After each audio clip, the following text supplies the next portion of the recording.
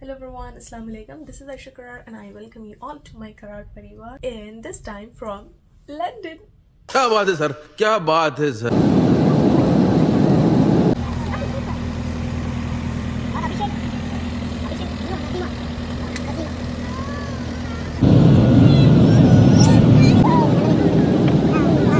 क्या बात, ये बात है।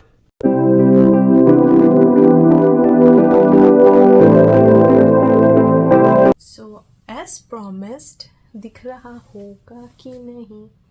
ठीक है, तो I have promised you guys so many times. मैं लंदन आया जब से लिटरली एक 20 से 25 बार तो भी मैं प्रॉमिस कर दिया हूँगा ठीक है मैं स्टूडेंट वीज़ा प्रोसेस के बारे में वीडियो बनाऊँगा but then it skips my mind और मैं बेयरली यहाँ पे शूट कर पाता हूँ because you see the situation. मेरे पास यहाँ पे मेरा पूरा सरासर इक्विपमेंट है नहीं बट एनीवेज.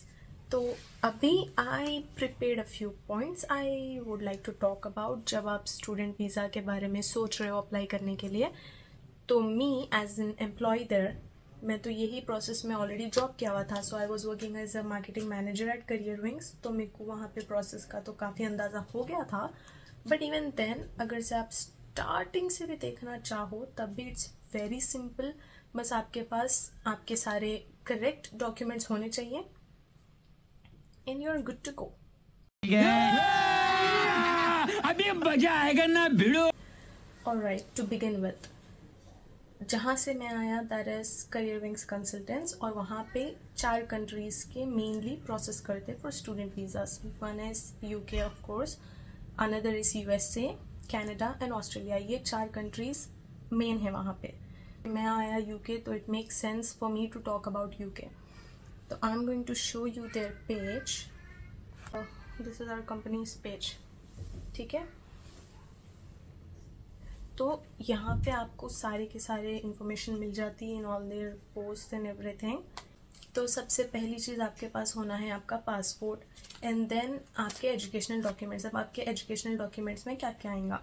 SSC आपका लॉन्ग मेमो, इंटर आपका long memo, we need CMM that's your consolidated marks sheet. आप जब ग्रेजुएशन कंप्लीट करोगे तो आपको उसमें यूनिवर्सिटी से इतनी लंबी एक पेपर आता दैट इज़ हाँ वो लंबा सा रहता that is your CMM. Then they will issue you PC which is provisional certificate and one OD is your original degree. तो ये OD आपको उस्मानिया यूनिवर्सिटी में अप्लाई करना होता है. फिर वो या तो आपके घर पे डिलीवर होगा या फिर आपको जाके लेना रहता. That is not what college वाले गिव्स. मेरे को भी नहीं मालूम था. तो कॉलेज वाले आपको सिर्फ PC एंड CMM थमाते हैं. आपको OD के लिए ख़ुद अप्लाई करना है. उसमें लिखा होता है कि आप उस्मानिया यूनिवर्सिटी से डिग्री करे हुए हो, दैट्स इट. और फिर चाहिए होता आपका एक्सपीरियंस सर्टिफिकेट अगर से आपका गैप है. लाइक मेरी ग्रेजुएशन कंप्लीट हुई थी 2020 में. अब मैं यहाँ आया 2022 में तो मेरे को ये 2 साल का गैप सर्टिफिकेट लगता. Gap certificate is nothing but to show what you did in the gap. तो आई वर्कड, मैं तो करियर विंग्स में जॉब कर रहा था तो I had my experience certificate from there. Then another thing is LORs and MOI. LOR is your letter of recommendation from college. तो आप कॉलेज में they give you this, your principal or any HOD will give you the recommendation letter. तो वो 2 होने चाहिए. एक principal से लेना इज़ बेटर एंड दूसरा आप कोई भी फैकल्टी से ले लो, that's not an issue. MOI is medium of instructions. MOI या medium of instruction that is आप इंग्लिश मीडियम से हो. आपको यहाँ आने के लिए मेनली क्या होना रहता है, दे विल आस्क यू कि आपको इंग्लिश आती या नहीं आती. तो आपको बताना है कि मैं इंग्लिश मीडियम से मेरा कॉलेज किया हुआ हूँ. तो आप जब भी कोई भी कंसल्टेंसी जाओगे आपके पास ये सारी चीज़ें रेडी होनी चाहिए. And prepare a nice CV. आपका रेज्यूमे अच्छा सा प्रिपेयर करके रखना, ठीक है. तो and please guys do not add your pictures या fancy fonts in your resume. That does not work and that looks hilarious to me. मेरे से अगर से पूछो, अब पहली चीज़ फ़ोटोज़ इसलिए नहीं डालने चाहिए क्योंकि डिस्क्रिमिनेशन हो सकता. Add pictures, do not add fancy fonts. और वो 2000 रुपये दे के मासप टैंक में या जहाँ भी बनते वो CVs, I know Masab tank में बनाते लोग, तो नहीं ₹2000 दे के आप रेज्यूमे किसी से क्यों बनाओगे यार? वो इंटर सेकेंड ईयर में अपने को सिखाए थे, कुछ भी नहीं है। नाम, ईमेल, फ़ोन नंबर, आपके हॉबीज़, आपके एजुकेशनल क्वालिफिकेशंस, आपका एक्सपीरियंस, आपके पर्सनल डिटेल्स, ख़त्म। That is your resume, that is it. Word file में ब्लैक एंड वाइट में बनाना है, कलर ठूस के नहीं, ठीक है? That is your resume. Experience certificate जहाँ भी काम करें वहाँ से लेना। ऑलराइट, अब ये चीज़ें लेके उन्होंने पहले कंसल्टेंसी वाले चेक करेंगे कि आप कौन सी यूनिवर्सिटी में एलिजिबल होगे, आपके फ़ी के क्या डिमांड्स हैं, आपकी चॉइस कौन सी कंट्री या कौन सी, अगर लंदन में आना है आपको तो आपको लंदन में चाहिए या फिर थोड़ा आउटर लंदन में भी चलता या स्कॉटलैंड में चलता, वो सब कंसल्टेंसी वालों की झंझट है। ऑलराइट, अब ये लेके they will apply your application to the university. Now for that they will need one SOP. SOP is statement of purpose. तो आपका statement of purpose क्या होता है कि आपको अपना बयान देना है कि लिखित में, statement is what बयान I think। तो statement आपको ये देना है कि आप आना क्यों चाह रहे हो, आप लंदन क्यों आना चाह रहे हो। हाँ नहीं जा रहा, तड़प ही ऐसी है ना। तो आपको यूनिवर्सिटी वाले पूछेंगे, वो लोग पूछेंगे नहीं, बट ये फॉर्मेट आपके पास होता। पहले आपको इंट्रोडक्शन देना होता, ठीक है? इंट्रोडक्शन के बाद में you will tell them your educational background कि मैं ये पढ़ा हुआ हूँ, इसलिए मैं ये कोर्स के लिए आपकी कंट्री आना चाह रहा हूँ। उसके बाद में आपका होता है why did you choose UK, why did you choose to come to London. बताओ कि आपको लंदन में क्या अच्छा लग रहा है जो आप यहाँ आना चाह रहे। मेरे हिसाब से लंदन हैदराबाद से काफ़ी ज़्यादा बोरिंग है, फैक्ट, ठीक है? Why London. उसके बाद में वाई दिस कोर्स। अब मैं लिया digital marketing, so I had to write मेरे को डिजिटल मार्केटिंग क्यों चाहिए, so I was working as a marketing manager, it made sense for me to go further in the studies. And your career objectives, आपको इसके बाद में ये course करके आपको क्या हासिल करना है। आप इंडिया में जाओगे वापस या कहीं और जाओगे या फिर आपको जॉब करनी है, जो भी है you give that is your SOP। Now आपको कंसल्टेंसी वाले हेल्प करेंगे SOP बनाने में। You go to the consultancy and they are going to explain you all the same stuff. लेकिन since you guys have been requesting me 3 महीने से, sorry, बड़ा लंबा खींचा मैं, but here it is। ये पूरा का पूरा detailed explanation है for a student visa। Now coming to पैसा कितना लगेगा भाई पैसा हो तो क्या कुछ नहीं हो सकता। ये सबसे मेन क्वेश्चन होता है। तो या पैसा कितना लगेगा, देखो खुली बात, टू बी रियली ऑनेस्ट, 10 से 13 लाख के बीच में लगेगा, ठीक है? 10 to 13 lakhs के बीच में कैसा भी लगेगा, and that is for you to leave India, ठीक है? फीस ख़त्म नहीं हुई उधर, फीस उसके बाद में भी और होती है। अगर से आप फीस ऐड करो तो आप लंबा खासा खर्चा है, अच्छा खासा खर्चा है, तो वाह, ठीक है? तो इनिशियली आपको जितनी भी फ़ीस पे करना है वो पे करने के बाद में खर्चा आपका वीज़ा का होता है, आपके टिकटिंग का होता है, अकोमोडेशन का होता है, और जो पैसे रख लेके आना है वो होता। फ़ीस यूजुअली जो है आपको 5 से 7 लाख के बीच में इनिशियली भरनी होती है। पहले यूनिवर्सिटीज़ में 3 लाख लेते थे, आई नो दैट, लेकिन अब नहीं ले रहा।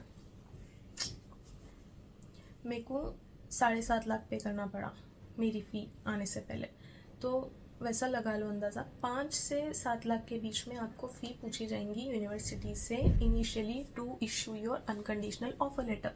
तो वो अनकंडीशनल ऑफर लेटर से पहले जो आप फीस पे करोगे उसके बाद में भी आपको फ़ी बची हुई होती तो रुको जरा, सबर करो, है, जो कि आपको इंस्टॉलमेंट्स में पे करना होता है यहाँ पे आने के बाद। अब मेरी चल रही एवरी मंथ 1000 पाउंड ये लोग लेते मेरे से फ़ी ख़त्म होने तक। उसके बाद में जो भी कमाओ जेब में डालो, पैसा ही पैसा होगा। तो फाइनेंस पे एक और चीज़ आती है जब आपका अनकंडीशनल ऑफर लेटर आ जाएगा, कैश जब आपका आएगा अनकंडीशनल के बाद में, certificate of acceptance of student ऐसा कुछ होता है, तो दैट इज़ कैश।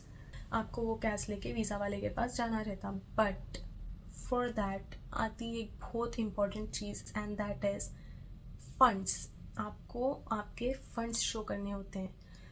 ठीक है, तो फंड्स में क्या होता है, देखो अब ये यूके वाले अपने से, यूके की गवर्नमेंट क्यों पूछ रही है अपने बैंक स्टेटमेंट बताने के लिए, क्योंकि इनकी करेंसी पहली बात सबसे मतलब अपने से बहुत ज़्यादा बड़ी है। इनका 1 पाउंड अपने को होता 100 रुपीज़।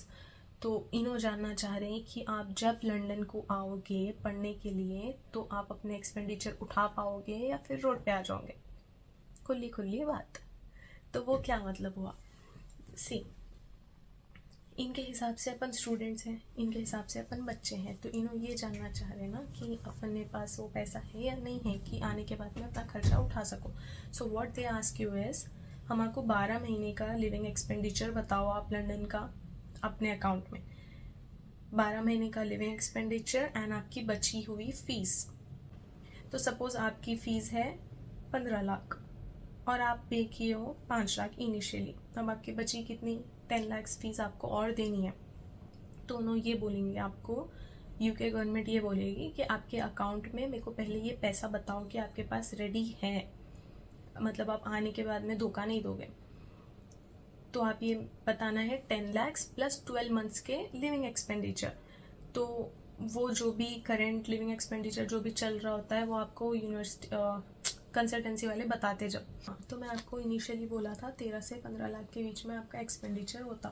तो वो कैसा होता, देखो आपकी फ़ीस जाती, दूसरा होता आपका वीज़ा का एक्सपेंडिचर। ओके, तो आपके वीज़ा में क्या होता है, 3 टाइप्स ऑफ वीज़ा रहते। वन इज़ रेगुलर वीज़ा जो नॉर्मली 30 to 60 डेज़ के बीच में आता, वो लोग बोलते 45 डेज़ के अंदर आता, लेकिन इट यूजुअली डजंट, मतलब जिसकी किस्मत अच्छी है उनको 1 हफ्ते में भी आता, 2 हफ्ते में भी आता, लेकिन जिसकी किस्मत बहुत बुरी है उनको 60 दिन तक भी रुकना पड़ता। ओके, तो वो है रेगुलर वीज़ा। दूसरा होता है priority visa which is 5 days long, 5 to 7 days I guess, priority visa. Then होता है super priority visa which comes to you the next day, एक दिन में आ जाता, that is your super priority visa. But super priority visa मेरे हिसाब से बेवकूफ़ी है इफ़ आपको इमरजेंसी नहीं है तो। यूजुअली अपन जो स्टूडेंट्स जो यहाँ पे आते हैं उनको कोई इमरजेंसी नहीं रहती। तो super priority visa cost you, visa fees होती है आपकी 37,000। ओके, अपने INR में सिर्फ 37,000 ही आपकी वीज़ा फ़ी है। बट सुपर प्रायोरिटी अगर से ऐड करोगे तो 1 लाख एक्स्ट्रा देना पड़ता 37 के ऊपर, 1 या 1.5 लाख, 1 लाख। प्रायोरिटी अगर से लेनी है तो 27 और 30,000 समथिंग आपको एक्स्ट्रा देना रहता आपकी फ़ीस के ऊपर। या वीज़ा फ़ी इतनी थोड़ी है वैसा अपने को लगता, लेकिन जब आप वीज़ा के लिए स्लॉट बुक करोगे तो आपको एक और बड़ा खर्चा है, दैट इज़ मेडिकल इंश्योरेंस। तो यहाँ पे जब आते अपन आती NHS के लिए रजिस्टर होना रहता, that is your GP। GP कौन होता है, आपका डॉक्टर। एवरी एरिया में एक 7-8 तो भी आपको ऐसे क्लिनिक्स दिख जाते, तो कोई ना कोई एक के पास जाके NHS के लिए रजिस्टर हो जाना रहता था कि आपको कुछ भी हुआ सडनली तो आपको कहीं पे जाना पड़े। ये लोग अगर से आप कोई भी हॉस्पिटल उठ के चले गए तो यहाँ नहीं देखते क्लिनिक्स वाले, आपकी GP से पहले बात करते हैं उन लोग। तो अलग ही किस्सा है वो मेडिकल इंश्योरेंस आपको कराना रहता विच कॉस्ट यू अराउंड 1,17,000 मेरे को लगा, तो उसी के आसपास रहता, ये फिगर के आसपास। तो आपको वीज़ा के टाइम पे ऊपर 2 लाख रखना रहता। 2 लाख अगर से आप प्रायोरिटी या सुपर प्रायोरिटी डालोगे तो जब वीज़ा के लिए डालने जाओगे या फिर जो भी आपका वीज़ा का स्लॉट बुक हुआ, आज अपन बुक करें तो 1 हफ्ते के बाद का मिलता, तो वो जो भी स्लॉट है उस हिसाब से देख के आप दिन कैलकुलेट करके पहले से टिकट बुक कर लो, क्योंकि टिकट बड़ी महंगी पड़ती। मेरे साथ के जो भी लोग आए थे 50, 60, 70,000 या मैक्स 90,000, एक लड़की का मैं सुना 90 या 93,000 वो डाली। मेरे को लगे थे 1,47,000 क्योंकि मेरे को डायरेक्ट फ़्लाइट होना था, यूजुअली कनेक्टिंग रहती जो कि 23 to 24 आवर्स लगते आने के लिए, तो बहुत थक जाते। और जो पहली बार अकेले ट्रैवल करते रहते उन्हें तो बहुत ज़्यादा डर जाते, जो कि मैं हूँ, मैं पहली बार अकेले निकला था कहीं। तो डायरेक्ट फ़्लाइट के लिए थोड़ा ज़्यादा खर्चा होता, मगर पहले अगर से आप करें ना एक 20 डेज़ या 30 डेज़ पहले करें तो आपको 70-80,000 में आ जाती। मैं अर्जेंटली करा था तो 147 हुआ था। ओके, अब आपका अगला खर्चा आता है अकोमोडेशन। यहाँ आने के बाद में जो छत है वो छत का अलग से खर्चा होता, आप यूनिवर्सिटी में रह सकते हो, यूनिवर्सिटी में भी अकोमोडेशन अवेलेबल होती है, लेकिन यूनिवर्सिटी की अकोमोडेशन थोड़ी सी ज़्यादा कॉस्टली है। अच्छे पैसे वाले हैं तो वहीं पे रहो, because that life is amazing. लेकिन एक और होता box room. Box room is आपका खुद का एक कमरा दे दिया जाता, छोटा रहता, बॉक्स के उतना ही रहता। बॉक्स रूम का मतलब बॉक्स के उतना ही रहता। I will add a video here. तो जब मैं इनिशियली लंदन में लैंड हुआ था, मैं खुद भी एक बॉक्स रूम में रहा था भाई हम तो शुरू होते ही खत्म हुआ यार। तो मैं उसका वीडियो यहाँ पे डाल देता हूँ। That is a box room and that is much better. आपका खुद की स्पेस है, आपका खुद का कबर्ड है, आपका खुद का बेड है, कमरा आप लगा लो, अंदर रह लो। और ये जो अकोमोडेशन है आप इंडिया से निकलने से पहले करवा के आना, क्योंकि यहाँ आने के बाद में रोड पे नहीं हो जाना। इन माई केस तो मेरे भैया ऑलरेडी एक प्लेस लेके रखे थे, द बॉक्स रूम, और हम जैसे एयरपोर्ट आए, एयरपोर्ट से directly we went there, no not there actually, first we went to Papa's chicken pizza and then we went to our box room. तो that is how it works. फिर उसके ऊपर आपको होता 100 पाउंड खाने का, 100 पाउंड ट्रैवलिंग का, which is 10-10 हज़ार खाने को, ट्रैवलिंग को। ट्रैवलिंग के लिए स्टूडेंट है तो स्टूडेंट ऑयस्टर रहता। That's how an oyster card looks like. तो आपका स्टूडेंट ऑयस्टर बन जाता, उसमें आपको 63 पाउंड्स में पूरा महीना कितने भी बसेस ले लो वो पास रहता। तो that is one benefit for us. लेकिन उससे हट के भी कहीं और जा रहे, कर रहे, ट्रेन ट्यूब्स ले रहे, तो फिर वो 100 पाउंड हो जाता कैसा भी। वैसा लगा लेके चलना कि आपका महीने का खर्चा 50 to 60,000 होगा, अगर से आप अकेले आ रहे हो तो, ठीक है, सिंगल एक बंदे का खर्चा बोल रहा हूँ। और आप कमा लेते भी वैसी, सो डू नॉट वरी। अब मैं ये बोल रहा हूँ कमा लेते भी वैसी बोल, तो इट्स नॉट लाइक अपन जैसा इंडिया में ज़बरदस्त उठे 10 बजे ऑफिस को गए, 6 बजे ऑफिस से निकले, वो आलम नहीं रहता। कोई भी शिफ्ट डाल देते यूके वाले, trust me, I don't know why they do this. पूरे अपन पढ़े लिखे स्टूडेंट्स हैं, अपने पास जितना टैलेंट है, बड़ी एज के लोगों में टेक्नोलॉजी के हिसाब से उतना टैलेंट नहीं रहता, लेकिन कि यहाँ वाले पूरे स्टूडेंट्स को लेबर जॉब्स कराते। तेजस्वी लोग हैं हमारे पास।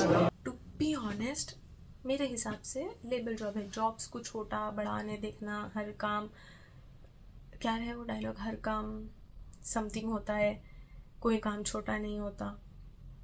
नहीं होता, ठीक है, आई अग्री, नहीं होता, but when you have the talent, when you way working somewhere, यहाँ आने से पहले इफ़ यू वर्कड कॉर्पोरेट में, अमेजोन में, डेल में, बहुत सारे लोग जो यहाँ पे आते हैं वो ऑलरेडी जॉब्स करे हुए रहते हैं। And this beautiful nails are from, oh I got distracted, Nilina. Sorry.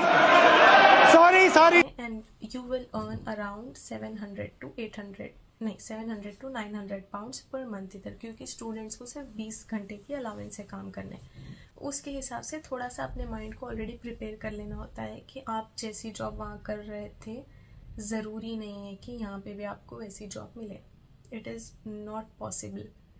ठीक, आने के बाद में यू विल हैव यूनिवर्सिटी का प्रोसेस।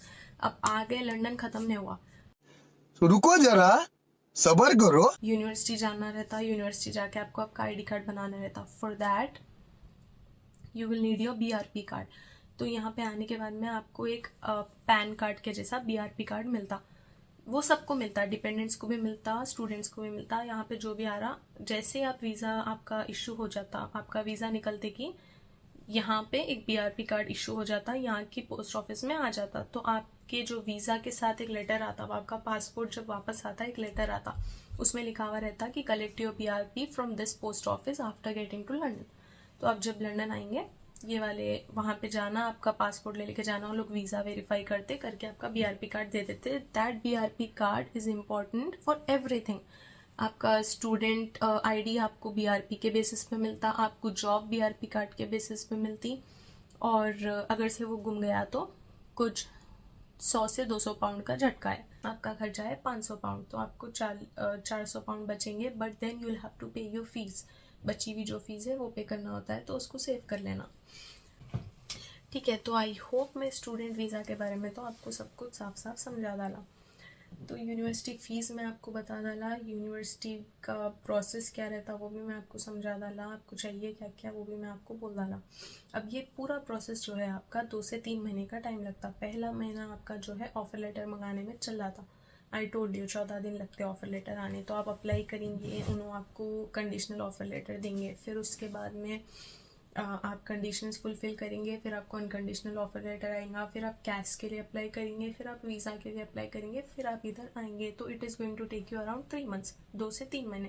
मेरे को 2 महीने लगे। मेरा वीज़ा 26 अगस्त को आया।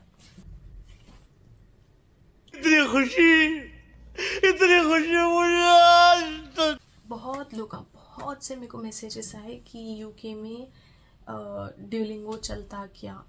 तो यप चलता। अब ये जिसको नहीं मालूम कि ड्यूलिंगो क्या है, उनको ज़रूर मालूम होगा कि आइल्स क्या है। ठीक है, तो आइल्स के जैसा ही ड्यूलिंगो बोल के एक और एग्ज़ाम है जो कि थोड़ा सा इजी रहता है आइल्स से, और ये आप घर में लिखते। लेकिन यूके आने के लिए आपको आइल्स या ड्यूलिंगो मैंडेटरी नहीं है।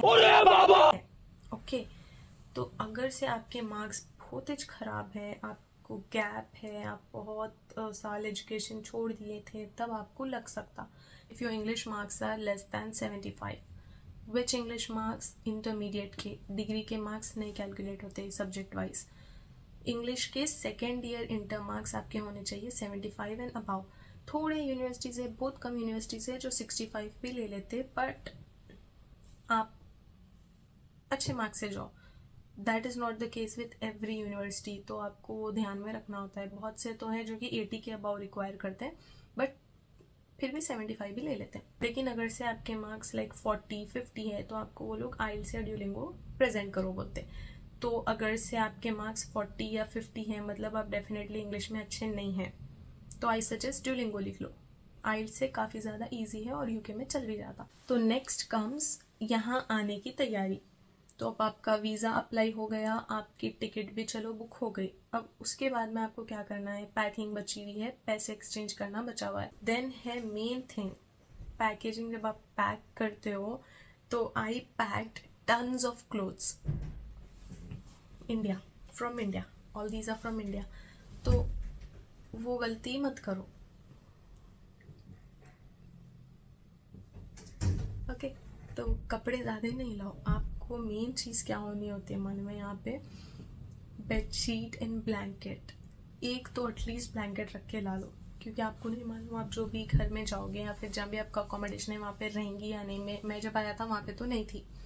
तो आप आपकी खुद की बेडशीट एंड ब्लैंकेट, मेनली ये 2 चीज़ें हैं। दूसरा है आपके डिशेस, लाइक एक प्लेट, एक ग्लास या बॉटल, या फिर एक pan.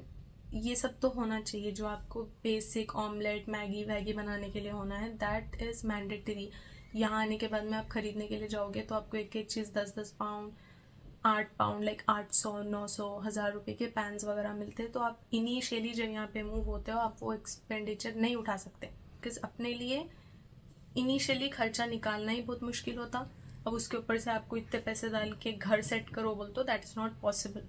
Now if you have any queries UK को लेके, या फिर अगर से आप कोई और कंट्री जाना चाह रहे हैं जैसे कि USA, कनाडा, ऑस्ट्रेलिया, तो you guys can visit career wings. Now here I am promoting our company. शाबाश बेटा, बहुत बढ़िया मुन्ना। Because I owe it to them.